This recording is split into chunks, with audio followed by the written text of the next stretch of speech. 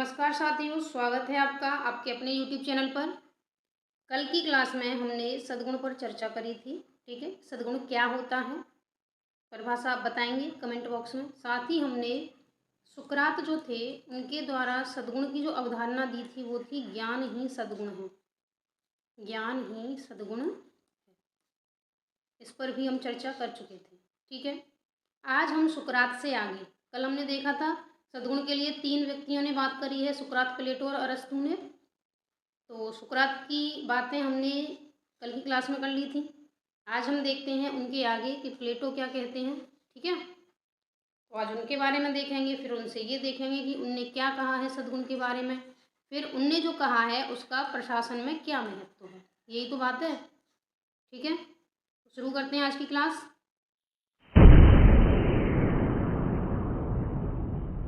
तो देखिए, सबसे पहले सद्गुण को हम रिवाइज कर लें। सद्गुण क्या है? सद्गुण ऐसी स्थायी मानसिक स्थिति है, मानसिक अवस्था है।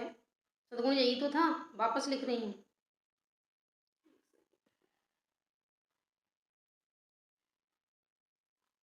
स्थायी मानसिक अवस्था, स्थायी मानसिक अवस्था, एक बात। दूसरी बात क्या थी? जिसे अभ्यास तथा प्रयास से, अभ्यास या प्रयास से प्राप्त किया जाता है। मतलब ये अर्जित होती है, जन्मजात नहीं है।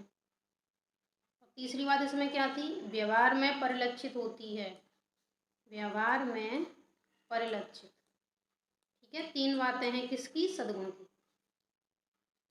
ये है सद्गुण, ऐसी स्थायी मानसिक अवस्था जो अभ्यास एवं प्रयास के द्वारा अर्जित की जाती है, जो व्यक्ति के व्यवहार में, और व्यवहार का मतलब यहाँ ऐच्छिक कर्मों से है, व्यक्ति के ऐच्छिक कर्मों में परिलक्षित होती है। ठीक है, वो क्या है? सद्गुण है।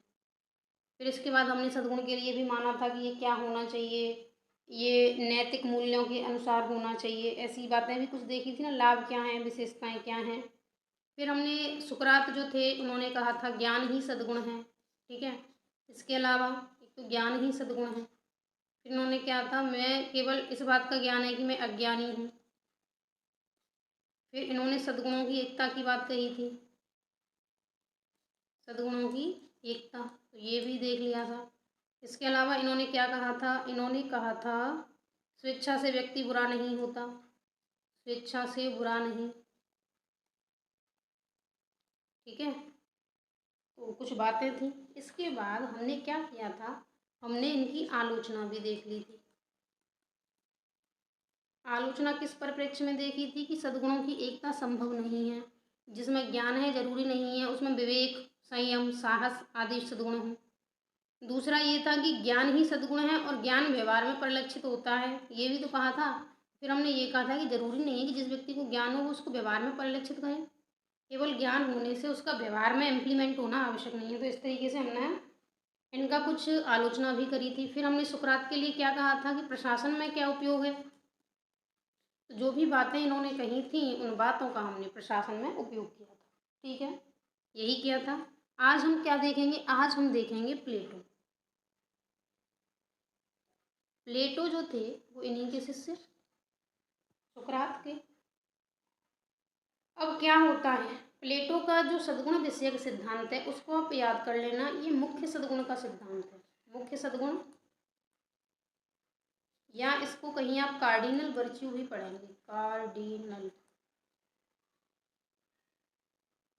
वर्च्यू, है ना? हाँ, ये चा है, ये या है, वर्च्यू, ये भी पढ़ते हैं।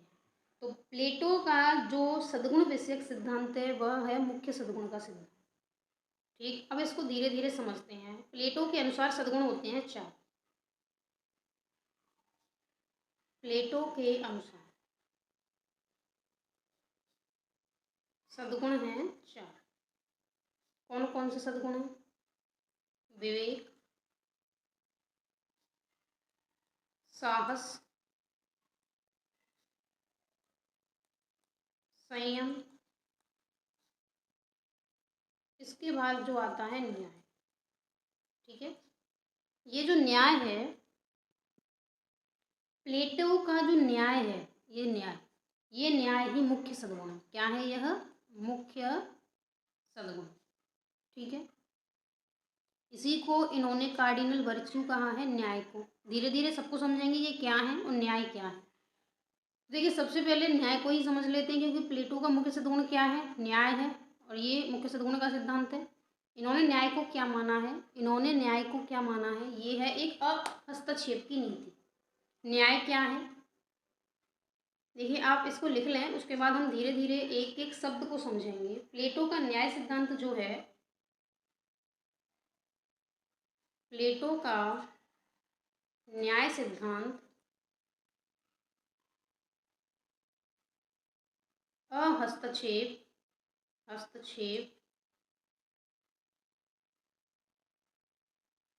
की नीति। ठीक है, इसका मतलब क्या हुआ? प्लेटो का न्याय सिद्धांत अहस्तक्षेप की नीति है। प्रत्येक वर्ग अपने लिए जब निर्धारित कर्तव्यों का पालन करता है तो समाज में न्याय की स्थापना होती है। ये भी आप लिख लें। प्रत्येक वर्ग अपने लिए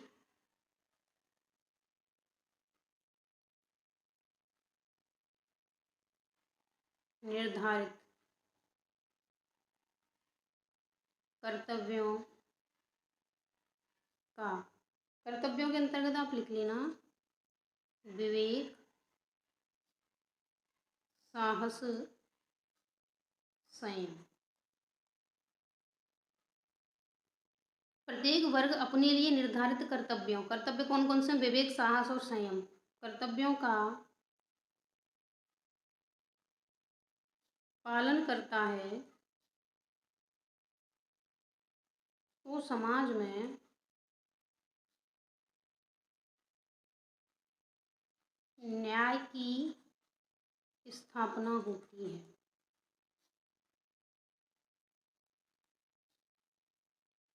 ठीक है, एक और लाइन लिखें, एक एक शब्द को समझाऊंगी, अभी अधीर ना हो, पेशेंस खोए नहीं। यह गीता के स्वधर्म के समान है। ठीक है, अब इसको समझते हैं। देखिए हुआ क्या है कि पहले ये लाइन आप समझ लें, प्लेटो का जो न्याय सिद्धांत है वह अहस्तक्षेप की नीति है, और इस नीति को समझेंगे।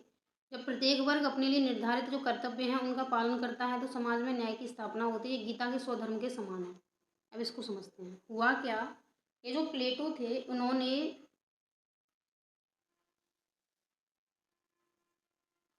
समाज को 3 भागों में बांटा। वैसे मैं दोनों स्थितियों को एक साथ बता रही हूँ, समाज एवं व्यक्ति। समाज को इन्होंने 3 भागों में बांटा था। 3 भाग कौन कौन से थे? नंबर 1 था प्रशासक वर्ग, जो शासन करता है, जैसे राजा। ठीक है, नंबर 2 पे थे जो सुरक्षा करते हैं, जैसे सैनिक। सुरक्षा से संबंधित था ये, सुरक्षा से संबंधित। ठीक है, नंबर 1 पे हो गया प्रशासक वर्ग, नंबर 2 पर हो गया सैनिक वर्ग या सुरक्षा से संबंधित जो भी थे, नंबर 3 पर हो गया उत्पादक, जैसे किसान, व्यापारी, ये स्लेश, मजदूर, कृषक। ये इस तरीके से ये वर्ग हो गया नंबर 3 पे। तो प्लेटो ने क्या किया, संपूर्ण समाज को 3 भागों में डिवाइड किया, प्रशासक वर्ग, सैनिक वर्ग और उत्पादक, व्यापारी, मजदूर, कृषक वर्ग। ठीक है, जो प्रशासक वर्ग था उसके लिए एक सद्गुण था जिसका नाम था विवेक। मतलब उसे विवेक के अंतर्गत ही अपने समस्त निर्णयों को लेना चाहिए। जो सैनिक था उसमें होना चाहिए साहस, साहस नहीं होगा तो युद्ध कैसे लड़े जाएंगे, और इनमें होना चाहिए संयम। ठीक है, ये 3 सद्गुण उन्होंने बताए। हमने अभी क्या पढ़ा है? हमने पढ़ा है प्लेटो ने 4 सद्गुण बताए थे, विवेक, साहस, संयम और न्याय, 4 बताए थे। फिर इन्होंने क्या किया, समाज को 3 भागों में डिवाइड किया। नंबर 1 था प्रशासक वर्ग, नंबर 2 सैनिक वर्ग, नंबर 3 उत्पादक। प्रशासक वर्ग जो शासन चलाता है उसके पास विवेक नामक सद्गुण होना चाहिए। सैनिक वर्ग के पास होना चाहिए साहस, और उत्पादक वर्ग व्यापारी मजदूर कृषक इनके पास होना चाहिए संयम। ठीक है। अब इन्होंने क्या कहा, इन्होंने कहा कि जिसको जिस प्रकार के सद्गुण की प्राप्ति हुई है उसे वही कर्म करना चाहिए। जैसे उत्पादक व्यापारी मजदूर कृषक हैं, ये अपने कर्तव्यों का पालन करें। सैनिक ये संबंधित हैं, ये अपने कर्तव्यों का पालन करें। प्रशासक वर्ग अपने कर्तव्यों का पालन करे, ये एक दूसरे के कार्यों में हस्तक्षेप नहीं करें। मतलब ऐसा नहीं हो कि मजदूर जाके सैनिकों के कार्य में हस्तक्षेप करें, या प्रशासक वर्ग मजदूरों के या उत्पादकों के कार्य में हस्तक्षेप करे, ऐसा नहीं होना चाहिए। जब ऐसा नहीं होगा तो ये क्या हो जाएगा, अहस्तक्षेप। क्या हो जाएगा, अहस्तक्षेप। जिसके लिए जो कार्य निर्धारित हैं वह केवल उन्हीं कार्यों को कर रहा है, ये अहस्तक्षेप की नीति है। तो इन्होंने समाज को 3 वर्गों में बांटा। फिर इन्होंने कहा कि प्रत्येक वर्ग अपने लिए निर्धारित कर्तव्यों का पालन करेगा तो समाज में न्याय की स्थापना होगी। बात समझ में आ गई। जब ये वर्ग जो है अपने अपने निर्धारित कर्तव्यों का पालन करेंगे तो क्या बन जाएगा, न्याय। और न्याय क्या है, प्लेटो का न्याय क्या है, अहस्तक्षेप है। हमारे यहाँ न्याय क्या है, वर्तमान में हम न्याय देखते हैं तो न्याय क्या होता है, दूध का दूध पानी का पानी। जो सही है उसको सही करना, जो गलत है उसको गलत करना, जो गलत है उसको दंडित करना। इस तरीके का ही तो न्याय है, सही को सही गलत को गलत साबित करना। प्लेटो कहते हैं अहस्तक्षेपी न्याय है, मतलब अपने कर्तव्यों को करो, दूसरा क्या कर रहा है उससे आपको कोई मतलब नहीं है। ये प्लेटो के अनुसार न्याय की अवधारणा है। ठीक है।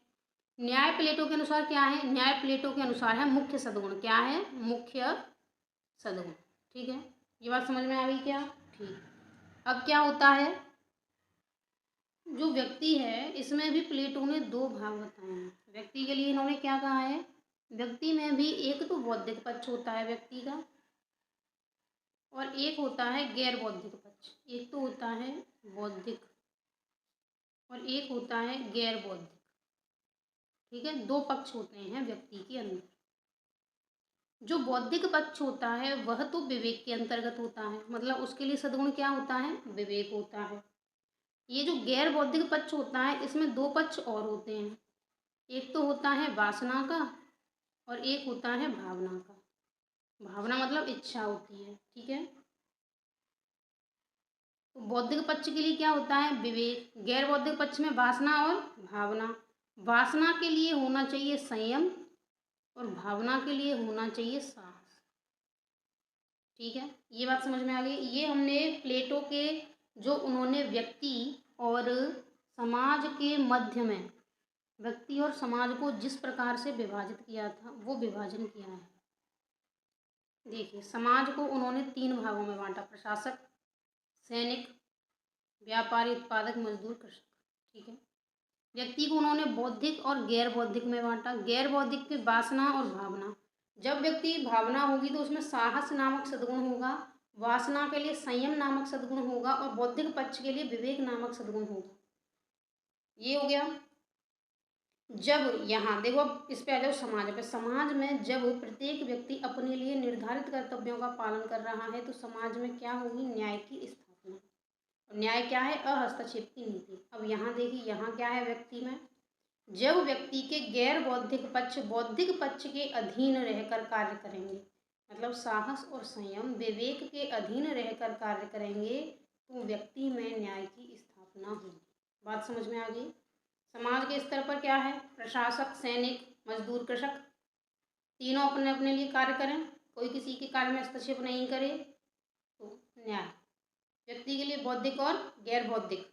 बौद्धिक पक्ष के अंतर्गत रहकर अगर ये गैर बौद्धिक वाले काम करेंगे तो क्या होगा, व्यक्ति में न्याय की स्थापना होगी। ठीक, ये बात समझ में आ गई।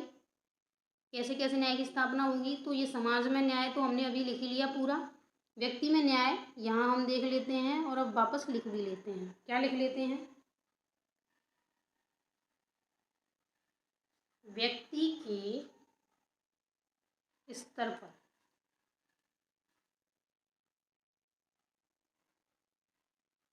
गैर बौद्धिक पक्ष,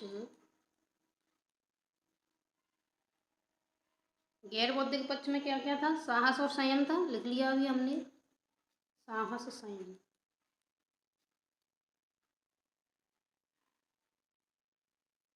बौद्धिक पक्ष, बौद्धिक पक्ष में क्या था, विवेक। व्यक्ति के स्तर पर गैर बौद्धिक पक्ष, बौद्धिक पक्ष के अधीन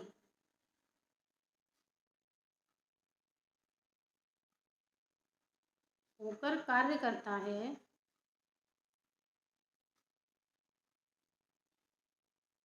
तो व्यक्ति के स्तर पर न्याय की स्थापना होती है। व्यक्ति के स्तर पर न्याय की स्थापना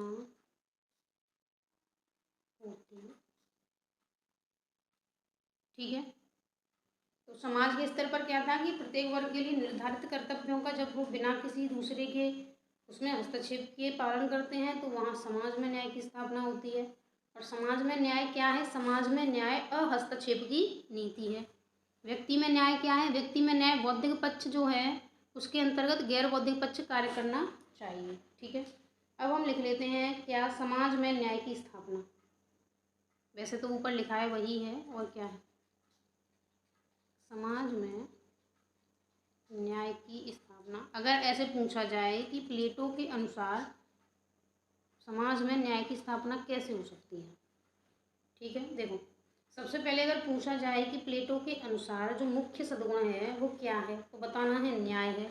फिर बताना है कि न्याय क्या है? न्याय अहस्तक्षेप की नीति है। जब प्रत्येक वर्ग अपने लिए निर्धारित कर्तव्यों का पालन बिना किसी के कार्य में हस्तक्षेप किए हुए करता है तो समाज में न्याय की स्थापना होती है। ये बात है। अब अगर प्रश्न ये आ जाए कि समाज में न्याय की स्थापना कैसे होगी, तो फिर हम क्या लिखेंगे? हम ये लिखेंगे कि समाज के तीनों वर्ग, कौन कौन से वर्ग थे? प्रशासक, दूसरा कौन सा वर्ग था? सैनिक, और तीसरा कौन सा वर्ग था? उत्पादक, मजदूर, कृषक। तो समाज के तीनों वर्ग हस्तक्षेप की नीति का पालन करते हुए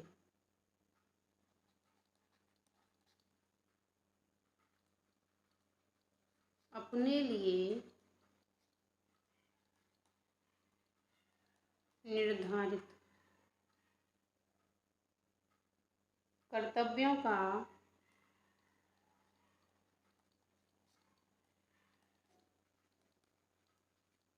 पालन करते हैं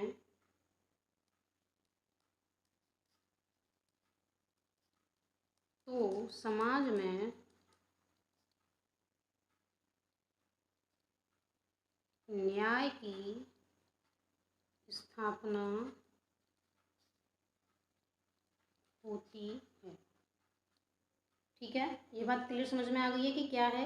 जब समाज के तीनों वर्ग अपने लिए निर्धारित जो कर्तव्य हैं उन कर्तव्यों का पालन अपने अहस्तक्षेप की नीति के अनुसार करते हैं, मतलब अपने ही कर्तव्य का पालन करना है, दूसरे के कर्तव्य में कोई इंटरफेयर नहीं करना है, तो फिर क्या होता है? समाज में न्याय की स्थापना हो जाती है। ठीक है, इतनी सी बात है। अब क्या करना है? अब जो प्लेटो ने सिद्धांत दिया था उसका प्रशासन में महत्व भी तो देखना पड़ेगा कि बिना महत्व के काम चल जाएगा? नहीं चल सकता भैया किसी भी कीमत पे।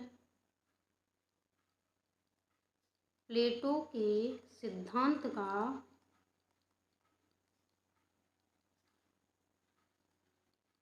प्रशासन में महत्व।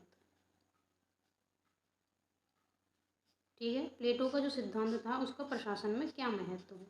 अब देखिए, प्रशासन में महत्व के लिए हमें देखना पड़ेगा प्लेटो ने क्या क्या कहा है। क्या क्या कहा है भैया? सबसे पहले तो प्लेटो ने व्यक्ति के स्तर पर भी बातें कही हैं, समाज के स्तर पर भी कही हैं। तो जो व्यक्ति के स्तर पर कही हैं वो प्रशासक के लिए उपयोगी होंगी कि नहीं होंगी? होंगी, बिल्कुल होंगी। जैसे गैर बौद्धिक पक्ष जो है वो बौद्धिक पक्ष के अंतर्गत कार्य करना चाहिए, ये प्लेटो ने कहा है, तो ये प्रशासक के लिए उपयोगी है। तो इसको लिख देते हैं। कैसे लिख दें? प्रशासक के गैर बौद्धिक पक्ष। गैर बौद्धिक पक्ष में क्या था? साहस एवं संयम।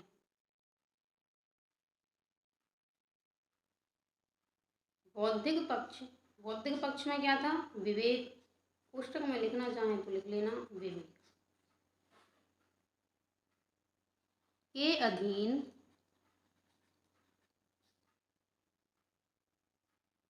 प्रशासक के गैर बौद्धिक पक्ष बौद्धिक पक्ष के अधीन रहते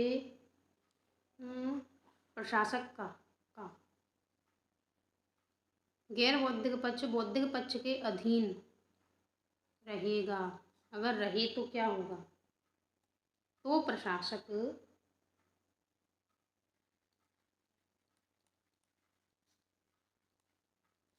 मतलब प्रशासक अच्छे निर्णय लेगा ना, विवेक के अंतर्गत वो कार्य कर रहा है, उसकी भावनाएं हैं और उसकी इच्छाएं जो हैं वो विवेक के अंतर्गत कार्य कर रही हैं, तो प्रशासक ऐसी स्थिति में सही निर्णय लेगा रहेगा। तो प्रशासक श्रेष्ठ निर्णय ले सकेगा। साथ ही उसमें प्रशासनिक मूल्यों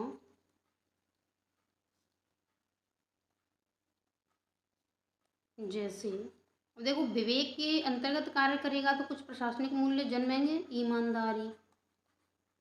ईमानदारी आ जाएगी, सत्यनिष्ठा भी आ सकती है। इसके अलावा असंलग्नता, मतलब किसी से कोई संबंध नहीं, असंलग्नता। ईमानदारी जैसे कुछ गुण होंगे कि नहीं,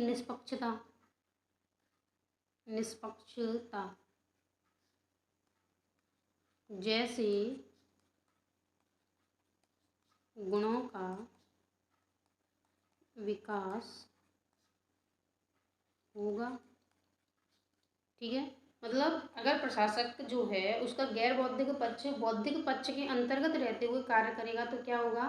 प्रशासक जो है वो श्रेष्ठ निर्णय ले सकेगा। साथ ही साथ उसमें जो प्रशासनिक मूल्य हैं जैसे ईमानदारी है, सत्यनिष्ठा है, निष्पक्षता है, असंलग्नता है, ऐसे गुणों का भी विकास इसमें होगा। ठीक है, ये तो एक बात हो गई। इसके बाद प्लेटो ने समाज के लिए भी क्या कहा था? समाज के लिए कहा था अहस्तक्षेप की नीति। हस्तक्षेप कहा था ना कि अपने लिए निर्धारित कर्तव्यों का पालन करो, दूसरे के काम में दखल ना दो। यही तो बात है। ठीक, तो ये क्या फायदा कर सकती है? अहस्तक्षेप की नीति प्रशासन में समन्वय ला सकती है एवं समन्वय, सामंजस्य, संतुलन,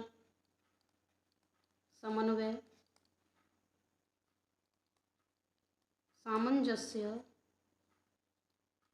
एवं संतुलन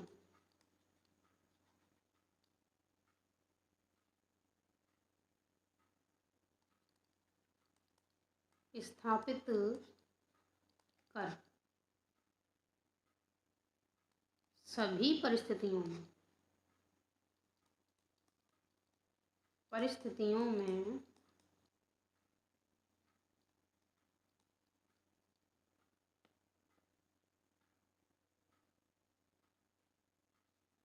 प्रशासक को कार्य अनुकूल बनाती है।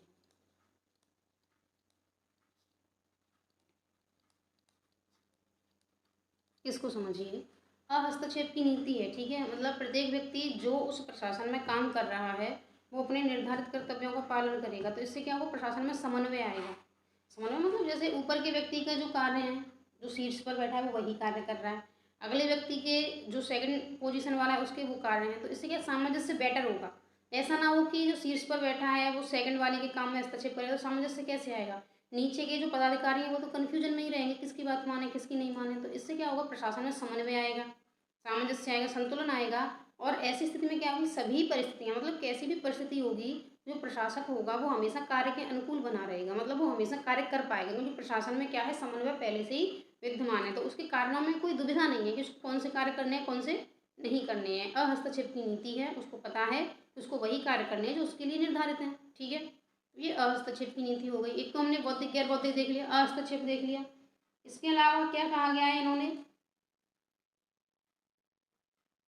अब ये भी हस्तक्षेप की नीति है। फिर क्या कहा है इन्होंने कि प्रत्येक व्यक्ति अपने लिए निर्धारित कर्तव्यों का पालन करे, यही तो बात है, और दूसरे के उसमें हस्तक्षेप नहीं करे। तो इससे क्या होगा? इससे ये होगा कि जो प्रशासन है वो तीव्र बनेगा कि नहीं?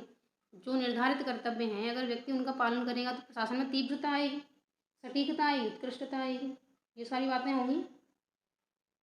तो इसमें क्या लिख सकते हैं प्रत्येक व्यक्ति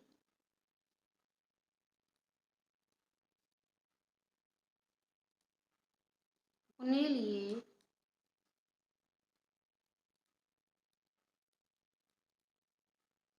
निर्धारित कर्तव्यों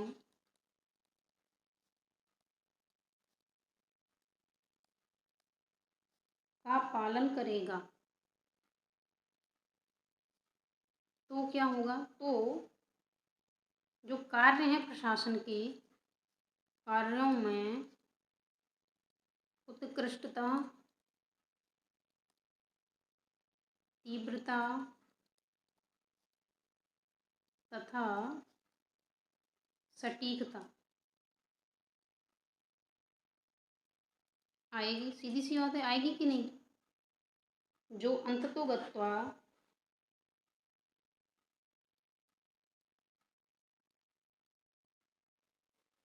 अंततोगत्वा,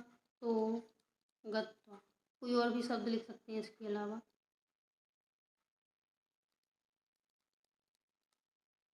प्रशासक को जनता के प्रति समर्पित एवं सहयोगी साबित करेंगे। सीधी सी बात है।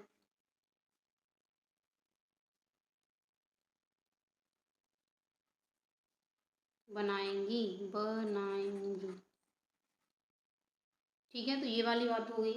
प्रत्येक व्यक्ति अपने निर्धारित कर्तव्यों का पालन करेगा तो क्या होगा, कार्यों में उत्कृष्टता आएगी, तीव्रता आएगी, सटीकता आएगी। तो जो क्या है, अंततोगत्वा जो प्रशासक है वो जनता के प्रति अधिक समर्पित और अधिक सहयोगी दिखेगा कि नहीं, यही बात है। अब क्या थी, एक और बात ये थी कि समाज में न्याय की स्थापना होगी। जब न्याय की स्थापना होगी तो सभी वर्गों का हित कैसा हो जाएगा, सुरक्षित हो जाएगा कि नहीं। समाज में न्याय की स्थापना होने से सभी वर्गों का मतलब कोष्टक में लिख देना, इधर नहीं आ पाएगा, इधर लिख देती हूँ मैं। कमजोर, महिला, वृद्ध, बालक मतलब बच्चे, सभी वर्गों का हित सुनिश्चित होगा।